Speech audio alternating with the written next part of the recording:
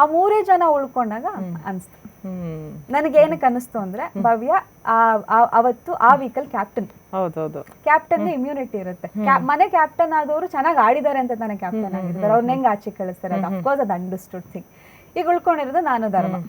ಈ ಕಡೆ ನಾನು ಉಳ್ಕೊಂತೀನಿ ಅವ್ರು ಹೋಗ್ತಾರೆ ಅನ್ನೋದು ನನಗೆ ಬೇಜಾರು.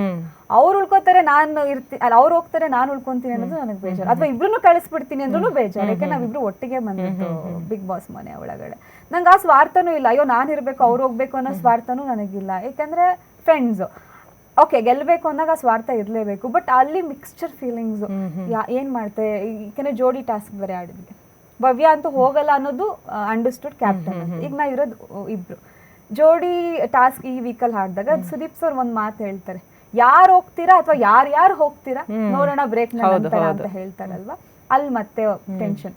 ಒಟ್ಟಿಗೆ ಬಂದ್ವಿ, ಈಗ ಒಟ್ಟಿಗೆ ಕಳಿಸ್ಬಿಡ್ತಾರ ಅಥವಾ ಯಾರು ಒಬ್ರು ಉಳ್ಕೊಂಡು ಇನ್ನೊಬ್ರನ್ನ ಕಳಿಸ್ತಾರ ಶೆಟ್ ಅನ್ನೋದು ಮೈಂಡಲ್ಲಿ ಓಡ್ತಿತ್ತು. ಆ ಟೈಮಲ್ಲಿ ಚೈತ್ರ ಆಲ್ರೆಡಿ ಸ್ವಲ್ಪ ಕೆಲವೊಂದು ವಿಷಯಗಳಿಗೆ ಬೇಜಾರಾಗಿರ್ತಾರೆ. ಇಲ್ಲಿ ಬಂದ್ ಮಲ್ಕೊಂಡು ನೀನ್ ಹೋಗ್ಬೇಡ.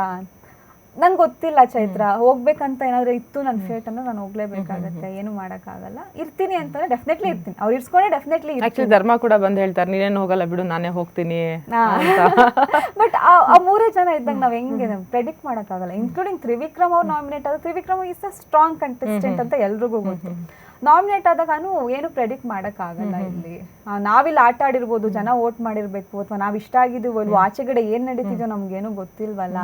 ಸೊ ಬಿಗ್ ಬಾಸ್ ಮನೆ ನಾವು ಅನ್ಕೊಂಡಂಗಲ್ಲ, ನಾವೇನು ಅನ್ಕೊಳಕ್ಕಾಗಲ್ಲ ಅಂತ ಎಲ್ರಿಗೂ ಆ ಟೆನ್ಷನ್ಸ್ ಇದ್ದಾಗ ನನಗೂ ಆ ಟೆನ್ಷನ್ ಆಗಿದ್ದು ಕಾಮನ್.